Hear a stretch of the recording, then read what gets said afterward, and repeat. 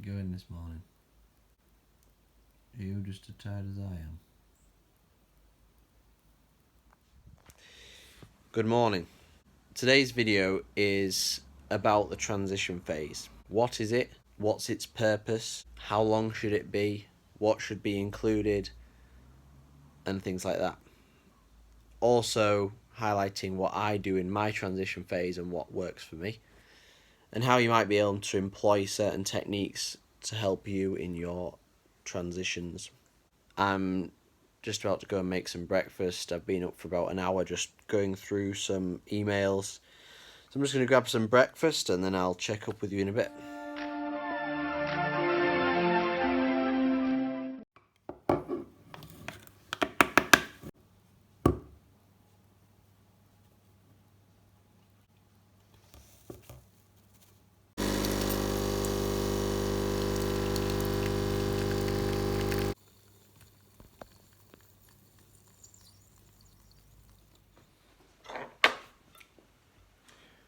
Greens. I've had a bit of a bout of illness over the past week, being really on it with kind of high anti-inflammatory foods, just to give myself the best possible opportunity to get rid of it as soon as I can. The transition phase. What is it? Well, it's that period that fits between the last race of the season, or the last critical race of the season, and the kind of build phase of training ready for the next season. Typically, it lasts between a week, anything up to 2 or 3 months. I recommend my athletes is to have between 2 and 4 weeks transition. There's kind of two purposes for this transition phase. One is to give them a physical break. So at the end of the racing season, there's very likely lots of neglected issues physically that an athlete might have. There's also a lot of inflammation, a lot of muscle damage that goes on in race season and hard training. And it gives you this block of time to kind of set the reset button and provide your body with the rest and recovery that it needs to get down to this kind of baseline level where you feel like a normal human being. The other benefit to a transition phase, and the reason for it, and a lot of the reason that I employ it, is actually the mental break from training. It's that step back from a structured plan, which is quite nice. From an athlete's perspective, when they've been absolutely on it all year long, there's been a lot of stresses and strains mentally to try and fit the training in around their lifestyle, and have to factor the training in daily as a main element of their day. To have a couple of weeks of just being able to step back and say, okay, well, my friends are going out that night, or my family's got some commitment, I can make that, rather than making an excuse not to do it. I think as athletes, we easily become very lazy when it comes to social activities. Then we come on to what do you do in that period. Now, some people, very few admittedly, but some people are still under that mindset of it being a rest period. I would expect a decrease in performance over that period in terms of race pursuit fitness, especially if you've been right at the top end at the end of the season, which is likely the case. A different way of attacking it is to say, okay, I'm not training, but I enjoy exercise. I enjoy riding my bike. I enjoy being physically active.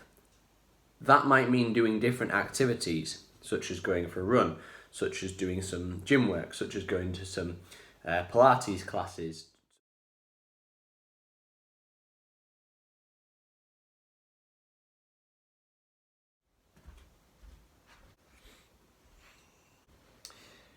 Right. I am going to be completely open and honest. I do not enjoy riding my bike as much as I probably should. I don't enjoy riding my bike as much as you would expect from a cycling coach, and from someone who does it as much as I do.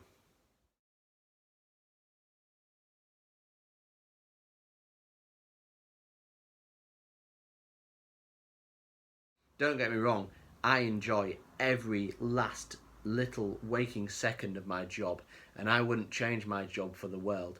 Improving people's performance is, to me, one of the kind of the best things I can. But the actual act of going out on a bike ride or a training ride for myself isn't as enjoyable as it maybe was in the past.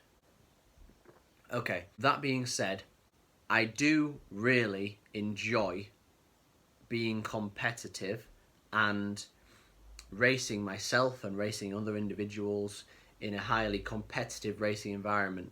Local crit racing, town centre crit races, mountain bike races where I'm competitive and mixing it around with others, racing my clients and racing other people is what I really enjoy.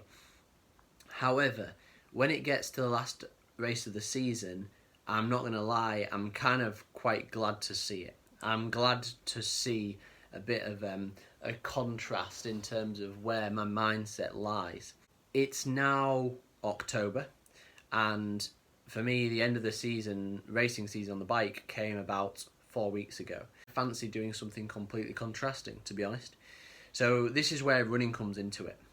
And being competitive in something else other than cycling.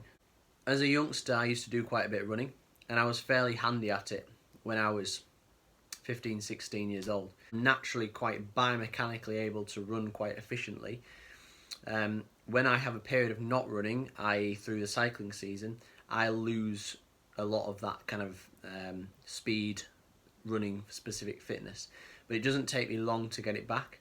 So as soon as I finish the last race of the season, I like to switch it up for a month or so, and I like to do a bit of running. I do that for a period of about 5 or 6 weeks, and target some very key running races that I do nearly every year, with the sole purpose of trying to beat my PB from the previous years.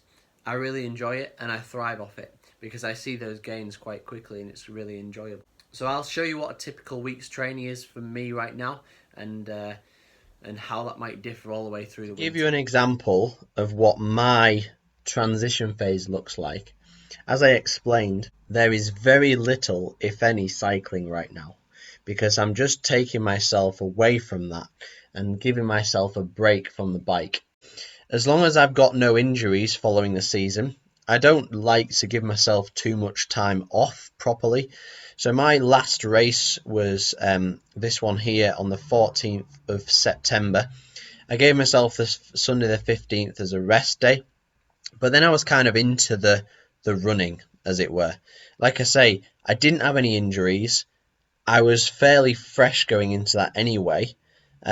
So basically, the cycling kind of starts to diminish a little bit.